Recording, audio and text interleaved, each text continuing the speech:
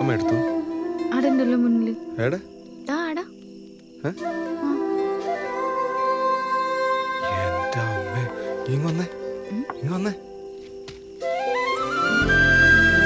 അമ്മേ വന്നേ. എന്താടാ? കത്തിച്ചോ. നിങ്ങളധികം ആട് നിന്നാലേ വഴിപാടിന്റെ എണ്ണം കൂടും. അതാ കത്തിച്ചോട്ടാ.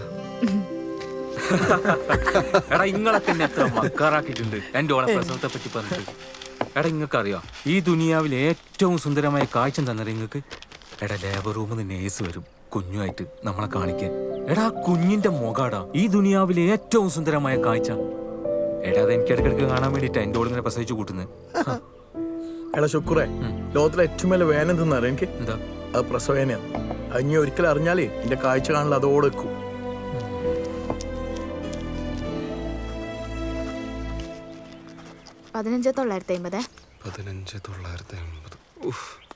ഇങ്ങനെ പോയി കഴിഞ്ഞാൽ ശരിയാവൂല. എല്ലാം കുളവും. ഈ ജോത്സ്യന്റെയും പൂജാരിയുടെയും പിന്നാലെ പോയിട്ടെ പണയിലെ കാര്യങ്ങളൊന്നും ശരിയാവുന്നില്ല. എൻ്റെ പണയം ബിസിനസിനെ കാട്ടി എത്രയോ ബലത്താ ഒരു കുഞ്ഞുണ്ടാകുക എന്നുള്ളത്. അതുകൊണ്ട് നേരത്തെ വഴിപാടൊക്കെ മര്യാദയ്ക്ക് ചെയ്തോണം. ഇതൊക്കെ ചെയ്യാൻ കാശിനല്ലേ വേണ്ടത്? അമ്മക്ക് ഇങ്ങനെ വെറുതെ നേർന്നാ മതിയല്ല. ഞാൻ ഇവിടെ കിടന്ന് നേർച്ച ചേർത്തോണ്ട് തന്നെയാ ഓക്കായത്, അല്ലാതെ എന്റെ കേമത്തിനെ കൊണ്ടൊന്നും അല്ല. പലരും അവകാശവാദങ്ങളായി വന്നിട്ടുണ്ടെങ്കിലും അമ്മയുടെ ഈ മാസ് ഡയലോഗ് കേട്ട നകുലേട്ടനെ കണ്ടിട്ട് എനിക്ക് ചിരിയടക്കാൻ പറ്റിയില്ല. റഫീഖിന്റെ ആദ്യത്തെ അറ്റംപ്റ്റ് അലസിപ്പോയി. മാസാമാസം ചാർട്ടുമായിട്ട് വന്ന പോലാണ് കക്ഷിയുടെ ഇപ്പത്തെ മെയിൻ പണി. നകുല, കൊറേ പേര് അവകാശവാദമായി വന്നതും ഇനി കൈനിറച്ചു കൊടുത്തതും നമ്മൾ അറിഞ്ഞിന്. ശരിക്കും പറഞ്ഞാ നമ്മളെ ചാട്ടല്ലേ പണിയൊപ്പിച്ചേ. ആടാ കറക്റ്റ്. എന്റെ ചാർട്ടാ പോലും കുഞ്ഞിന്റെ അച്ഛൻ. എന്നാ ഞാൻ പോയി കേറാം. അങ്ങനെ ചുരുക്കം പറഞ്ഞ കൊച്ചിനിപ്പോ അവകാശങ്ങൾ കുറെ ആയി അല്ലേ? നമ്മുടെ ഭാവം ഹോമിയോ ഔട്ട്. ഇതൊക്കെ പിന്നെ നമുക്ക് പതിവാ. എന്തായാലും കൺസീവ് ആയല്ലോ. നാട്ടിൽ നല്ലൊരു ഗൈനക്കോളജിനെ കാണിച്ചാൽ മതി. പല പിന്നെ തുടങ്ങിയോ? ഇല്ല. എന്നാ ശരി. പോ.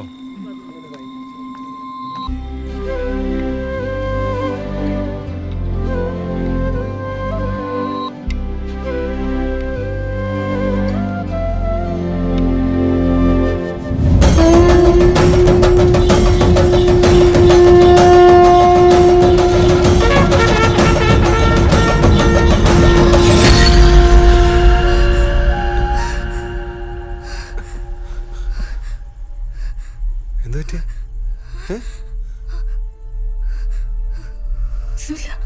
ഓക്കെ അല്ലേ?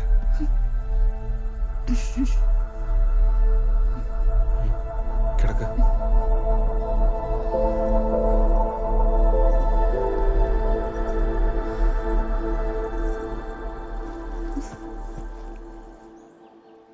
എടീ രാജമ്മാടെ ഇല്ലേ?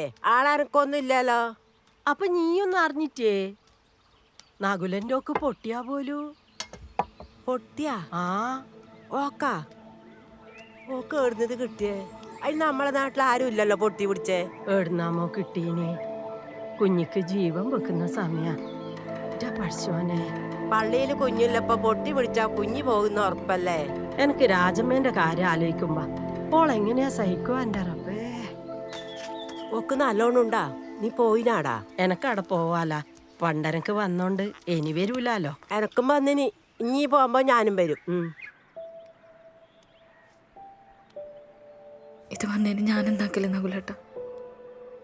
നമ്മ ശ്രദ്ധിക്കാനിട്ടാന്ന് പറഞ്ഞ അമ്മ കൊറേ ചീത്ത പറഞ്ഞു. ഈ അമ്മാറൊന്നും കാര്യാക്കണ്ട. ഈ രാജ ഡോക്ടറിനെ വിളിച്ചോക്ക്. നകുലേട്ട, ഇത് വന്നോണ്ട് നമ്മളെ കുഞ്ഞിക്ക് എന്തെങ്കിലും? കുഞ്ഞിക്ക് സംഭവിക്കാനടി. നീ ലേറ്റ് ആക്കാൻ ഡോക്ടറിനെ വിളിക്കും.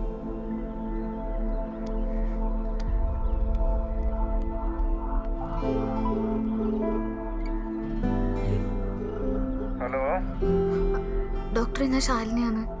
പറഞ്ഞോ. ഡോക്ടർ, എന്റെ കയ്യിൽ എന്തോ പൊന്തി വന്നിട്ടുണ്ട്. അത് ചിക്കൻ ബോക്സ് ആണെന്ന് ചെറിയൊരു സംശയം. ശാലിനി ഒരു കാര്യം ചെയ്യ്. ആ പൊന്തിയ ഭാഗം ഒരു ഫോട്ടോ എടുത്ത് വാട്സപ്പിലേക്ക്. ഞാൻ നോക്കിയിട്ട് പറയാം. പെട്ടെന്ന് അയച്ചോ. ഓക്കെ ഡോക്ടർ, ഞാൻ വിളിച്ചോളാം. ശരി. എന്താ കാണിച്ചേ?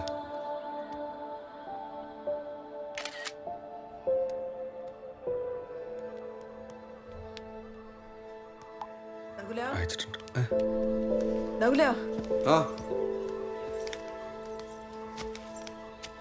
നാട്ടുകാരെല്ലാം അറിഞ്ഞിനി. എല്ലാരും പറയുന്ന അലച്ചു പോകുന്നു. ചെയ്ത വഴിപാടെല്ലാം വെറുതെ പോവാനെ.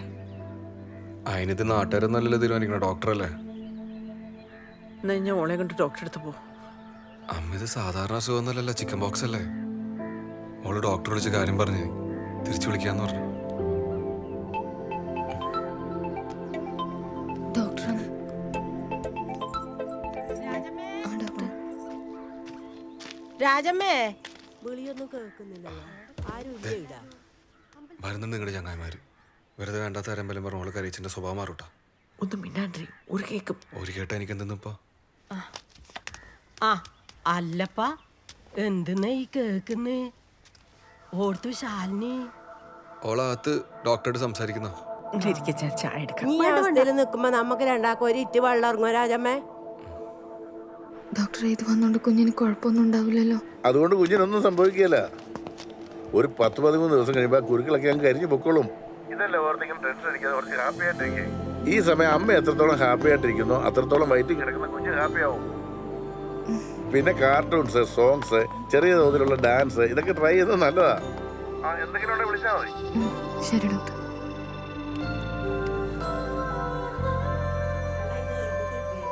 ആ ഏടുന്ന കിട്ടിയെന്ന് ആർക്കറിയാം. വന്നപാടെ പനിക്കുന്നു. നോക്കുമ്പോണ്ട് കയ്യിൽ പൊന്തിന്. അതിന് ഇനി വിഷമിക്കണ്ട. നകുലൊരു ശാലിനി ചെറുപ്പമല്ലേ, അതങ്ങ് പോയാ പോട്ട്.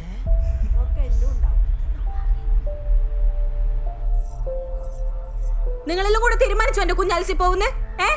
ശാലിനി അകത്ത് പോ. അമ്മ ഒന്നും മിണ്ടാണ്ടിരിക്കമ്മേ. മോളെ നമ്മള് നിങ്ങളെ ആശ്വസിപ്പിക്കാൻ പറഞ്ഞല്ലേ.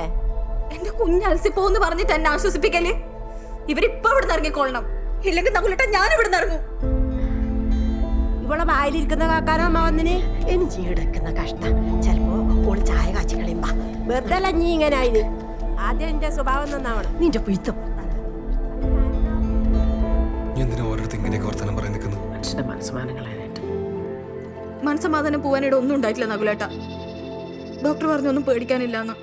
വെറുതെ അതും ഇതും ആലോചിച്ച് ടെൻഷൻ അടിക്കാണ്ട് അസുഖം മാറുന്നവരെ സന്തോഷത്തോടെ നിൽക്കാനാ പറഞ്ഞത്. അതിൻ്റെ ഇടയിൽ എന്റെ കുഞ്ഞ് അലസി പോകുന്ന പറഞ്ഞാൽ ഞാൻ ഇങ്ങനെ സന്തോഷിക്കില്ലേ? ഡോക്ടർ അങ്ങനെ പറഞ്ഞോ? കുഞ്ഞിനൊന്നും പറ്റൂല എന്ന് പറഞ്ഞിന്. കൃഷ്ണ കാത്തോട്ടെ.